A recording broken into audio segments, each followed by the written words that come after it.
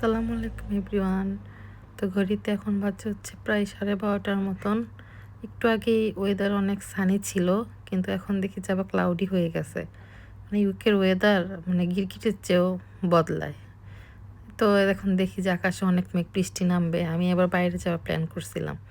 তো ওকে আমি শোয়ে দিয়ে গান টান ছেড়ে দিয়েছি, দেখি যে কতক্ষণ ঠিক থাকে ও, কারণ সারাক্ষণ নাহলে কোলেই থাকে, কোল থেকে নামতেই চায় না।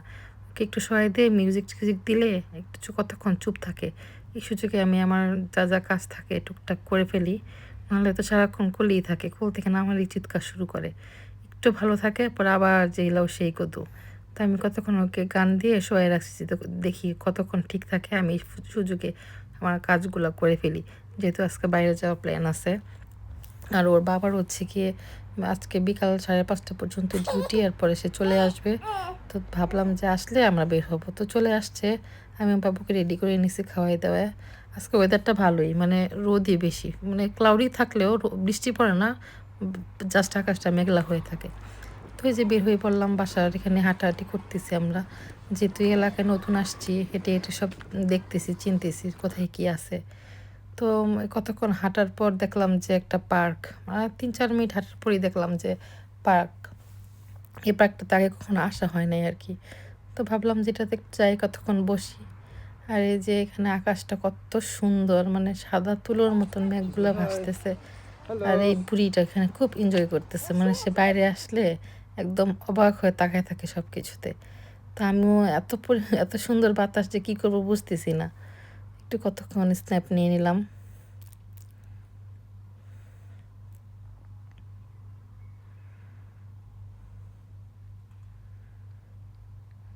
এরকম বাতাস মাঝে মাঝে গায়ে লাগানো ভালো, যেহেতু আমরা যারা ওই দেশের বাইরে থাকি রোদ পাই না।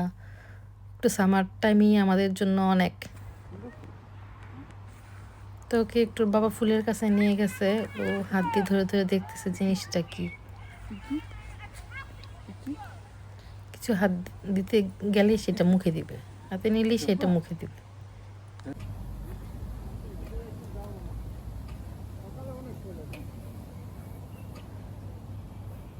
বাতাসটা এত স্নিগ্ধ ছিল, খুব ভালো লাগতেছিল। আবার আমি গোসল করে বের হয়েছিলাম, তো একটু ঠান্ডা ঠান্ডাও লাগতেছিল, চুলটা ভিজা ছিল, তো ভাবছি শুকায় যাবে, কতক্ষণ দাঁড়ায় থাকি বাতাসে।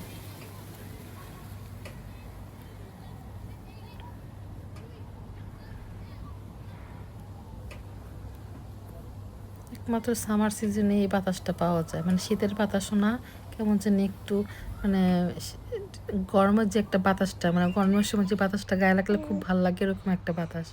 আর এই যে উনি হাসতেছে, তার ঘুমের কোনো খবর নাই সে বাইরে আসার পর। আর এটা হচ্ছে, এটা মনে হয় যতটুকু মনে হইতেছে যে এটা বৌদ্ধ ধর্মের কোনো একটা উপাসনালয়, মানে গির্জা টাইপের কিছু একটা। আমরা প্রকৃতি দেখতে দেখতে হাঁটতেছি। তো দেখলাম যে জলি আপার বাসার সাথেই, ভাবলাম যে একটু যাই, হুট করেই যাওয়া, মানে সেও জানতো না যে আমরা যাব। পার্কের সাথেই ওনার বাসা, তো চলে গেলাম। আবার ওনার হাতের চা হচ্ছে খুব বিখ্যাত, আমার খুব ভালো লাগে তার হাতের চা। তো হুট করেই গেলাম ওনার বাসায়, যাওয়ার পর দেখি উনি নাস্তা রেডি করছে, নাস্তা টাস্তা করলাম। তারপরে যে সেই চা, মশালা চা, এটা আমার খুব ফেভারিট, ওনার হাতের চা মানে অসাধারণ।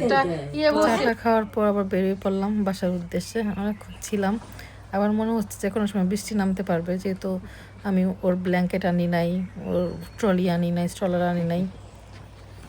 ভাবতেছি চলে যাই, আবার দুধও বানাই নিয়ে আসি নাই তার, হুট করে আর কি বের হওয়া আর কি। যে আমি তো ভাবছিলাম যে বাসার এখানে কিছুক্ষণ হেঁটেই চলে আসবো, কারোর বাসায় তো যাবো তো জানতাম না। আর এই যে ফুলগুলো চোখে পড়লো, মনে হইতেছে যে স্নো পড়ে আছে ফুলের উপর। আসার পর তো আবার সেই পার্ক,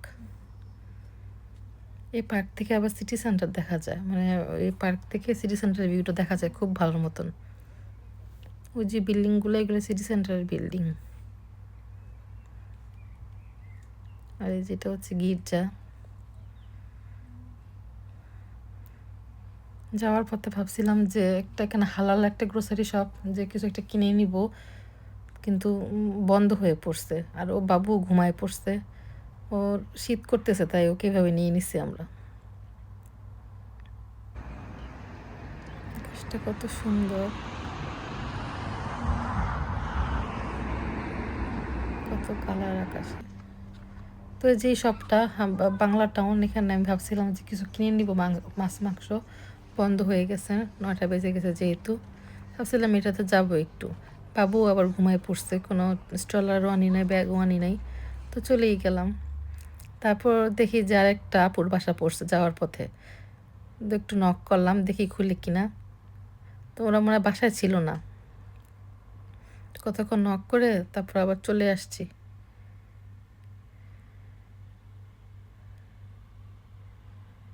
এটা হচ্ছে আমার বাসার রাস্তা, বাসার গলি।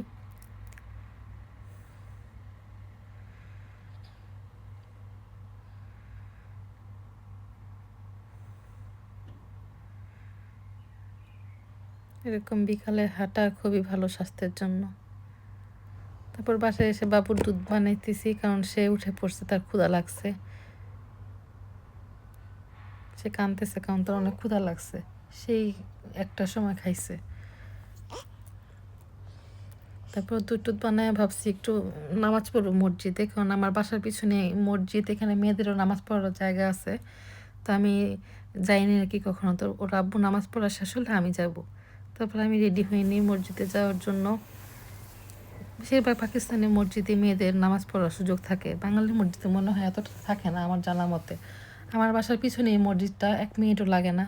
তো ভাবতেছি যে আজকে মাগরিবের নামাজটা এখানেই পড়ি, যেহেতু ঈদের দিনও পড়বো, জায়গাটাও দেখে আসি, চিনে আসি।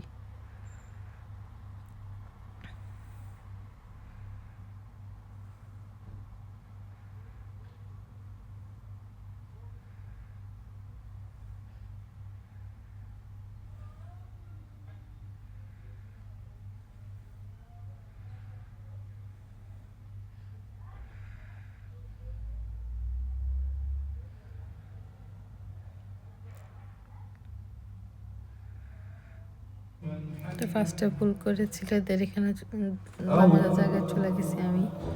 আমাদেরটা ছিল উপরে, মেয়েদেরটা অলরেডি নামাজ প্রায় শেষের দিকে। তারপর নামাজ পড়ে বের হয়ে পড়লাম, আবার বাসায় চলে যাব।